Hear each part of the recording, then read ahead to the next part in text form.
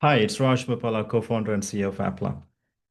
As a parent, we want to give the best experience for our kids. I've got two kids, 11 plus, and other one is doing GCSE exams. So we've spent a lot of time and a lot of money for tuitions, 40, 50 pounds a class on math, science, and English, and many things. And also we've tried our platforms and people saying, okay, use Atom Learning, iExcel, and this and that. And they're okay, but at the end of the day, you're paying 40, 50 pounds for them, and it's really not working out.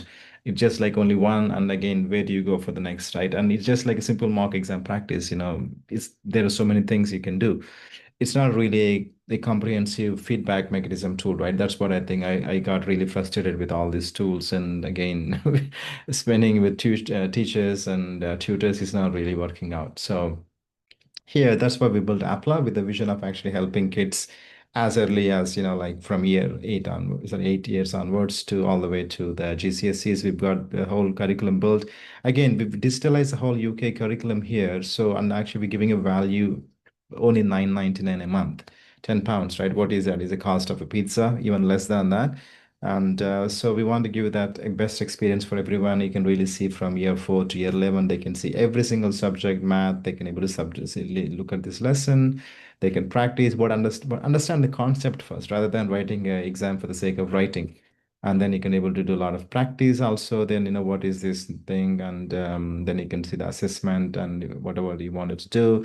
And you can do a lot of things again each year, year 4, year 5, year 6, all the way to there, right? And that's about it. And also you can, once you have there, then probably, most people will go for 11 plus, which obviously you can really see. And yeah, so we have built a comprehensive 11 plus past papers, around 5,000 papers we have. And again, four topics: verbal, non-verbal, math, and English. So you can able to see pretty much everything. You can take exams. Also, you can get the feedback. Also, you can see how many exams you've been taking.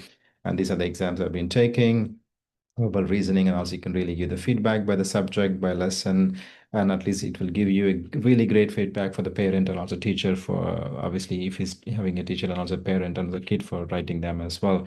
You can do quite a lot of things as well. So an example, let's take an exam for verbal reasoning. So you can really see that it actually I did an exam math for now before it actually tells you where you got right, where you got wrong. It's really great, right? As a parent, you cannot able to tell, what is the correct answer, right? So you can able to do, and it's brilliant, isn't it? So it just saves a lot of time. A lot of institutions are charging 40, 50 pounds, even for a paper sometimes, cost like that. And we're giving for free 5,000 questions, right? And many unlimited questions and papers they can do, all for 9.99, and they can do practice again if you want to do it. Just simply go and write an exam, and you can able to see submit papers. You can directly see as well, and the results coming through. As an example, let me go back and show the exam as well. So if you see some of the exams what I've done just now, you can see that exam coming through as well. You can really see the results. So it's just brilliant way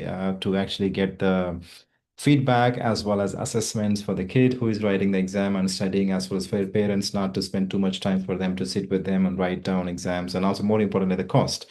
And we'll explain a lot also all of this in subsequent videos. You can also see that as well. I'd really trust this is valuable and take advantage of this offer. It's only 9.99, which is a significantly lower cost. Anyone can able to afford it. It's a cost of a small pizza these days, and compared to 40, 50 pounds a tuition class. And I truly trust this is helpful for you. And yeah, sign up at appla.com/UK, applaa.com/UK, and register for free. And it's 1 month free as well for you guys. So make use of it. And if you're writing the 11 plus exam, all the best. And again, we'll explain further details also in the subsequent videos. Thank you for watching. Welcome to this explainer. Okay, if you or your child are gearing up for the 11 plus exams, you know exactly what the ultimate test-taking nightmare looks like. You've read the question, you've done the mental heavy lifting, and you've narrowed it down to two possible answers. The only problem? They both seem perfectly correct. It is a completely universal frustration. But today we're going to master that exact moment. We're taking all the guesswork out of the equation and giving you a bulletproof strategy to confidently pick the winning answer every single time. Here is our tactical guide for today. We'll cover the two-answer dilemma, reading and analyzing, eliminating weaker options, trusting yourself, our quick 5-step method, And finally, mastering exam technique. Let's jump in. Section 1. The two-answer dilemma. What to do when two options look right.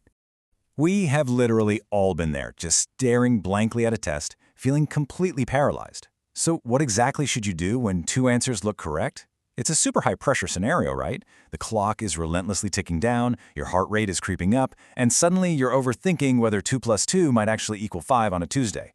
Your brain is totally tempted to just flip a coin and guess. But here is the secret. The solution is absolutely never to panic and guess. The solution is to pause, step back, and systematically analyze.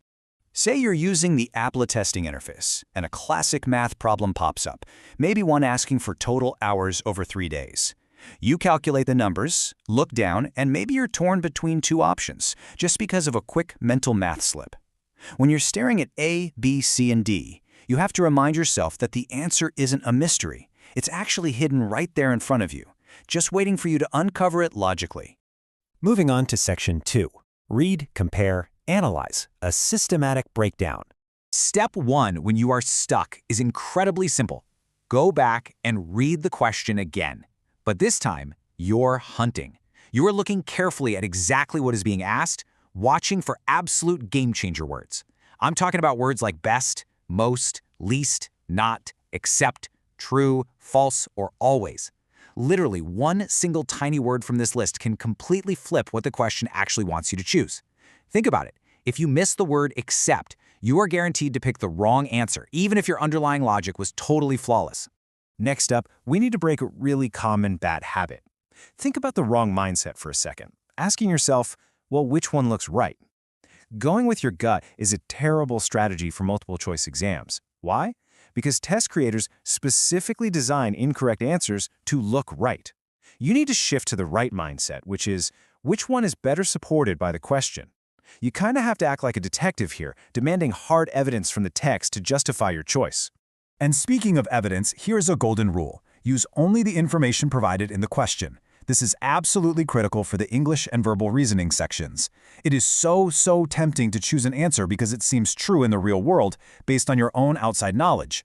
But if the text didn't explicitly say it, or if it gives you different, highly specific information, you have to ignore those real-world assumptions. Keep your logic entirely inside the box of the question. So, when you are comparing your final two options side by side, look for the more precise answer. A lot of times you'll find that one statement is generally true. Like, it's a totally reasonable statement, but the other option directly answers the specific prompt. The winning option is always the one that most precisely fits the parameters of the provided information. Broad and generally true loses to precise and directly supported every single time. Section 3. Eliminate the weaker option. How to find what to throw away. I want you to start using this rapid-fire checklist. If you're stuck, ask yourself these 5 questions about your remaining options. 1. Is the answer too broad, covering things the text didn't even mention? 2. Is it too specific, hyper-focusing on a minor detail that misses the whole point? 3. Does it contain an assumption, relying on info not in the text? 4. Does it actually contradict a small detail in the prompt? Or 5. Is it only partially correct, where the first half looks great but the second half totally falls apart? Rapidly firing off these questions filters out that weaker option almost instantly, making your final decision super obvious. All right, Section 4, trust yourself and move on, managing your mind. Have you ever picked an answer, stared at it for 30 seconds, panicked, and changed it, only to find out later your very first instinct was right? Yeah, we all have. You really must warn yourself against second-guessing out of pure nervousness. The rule here is simple. If you initially selected an answer, change it only if you find a clear, logical reason that another option is better. If you can't literally point to the specific word or calculation that proves you were wrong, do not touch that answer. Let's consider a practical scenario, say calculating the area of a triangular field. Sometimes, even with all our great strategies, you might still feel a bit unsure. If comparing the options is just taking up too much time, you have to be disciplined. Depending on the rules of your specific exam, you must use your time wisely. Make your best educated guess based on elimination, move on, and then return later if permitted. You have got to protect your time for the questions ahead that you know you can answer confidently. Section 5. The quick 5-step method. An actionable framework you can use anywhere. Here it is, the definitive 5-step method. If you ever freeze up during an exam, I want you to recall this exact sequence. Step 1, read the question again, hunting for those key modifier words. Step 2, identify exactly what the question is asking for, setting your goal. Step 3, compare the options carefully, not for what looks right, but for what is supported by hard evidence. Step 4, eliminate the weaker option using our rapid-fire checklist. And finally, Step 5, choose with confidence and move forward. Read, identify, compare, eliminate, choose. It's basically the ultimate cognitive tool to unstick your brain. Finally, Section 6. Master your exam technique to ensure long-term success. Whether you are solving a word problem about finding lost marbles or maybe you're counting different colored dragonflies, these are entirely different concepts, sure, but the decision-making process, it's exactly the same. Practicing these evaluation skills regularly across all types of varied math, English, and reasoning problems is what truly builds 11+ exam mastery. It essentially trains your brain to default to analysis mode rather than panic mode. And here is exactly how you supercharge that practice. When you're reviewing past mock tests, please don't just look at the final score. You need to forensically examine your performance.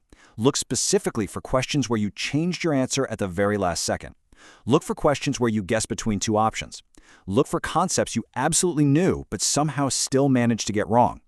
When you find these scenarios, always ask yourself why you felt unsure. Was it a tricky word? Did you just rush? Diagnosing the why is exactly how you fix the glitch for the real exam day. Because of this, I highly encourage you to check out the Apple 11+ Learning Hub. It offers really extensive, structured practice and mock tests across maths, English, verbal and nonverbal reasoning. Honestly, it is the perfect environment to put this 5-step method to the test. To really hammer home the core philosophy of everything we've talked about today, I want to leave you with this thought. Don't choose the answer that merely looks right. Choose the answer that best answers the question. Precision, evidence, and logical elimination. That is the ultimate key to success. So I'll leave you with this question. Are you going to leave your 11+ results up to a coin flip? Or are you ready to stop guessing and start analyzing? You've got the tools, you have the 5-step method, and you know exactly how to review your practice. The next time you find yourself stuck between two correct-looking answers, you won't freeze. You will know exactly what to do. Thanks for joining me on this explainer.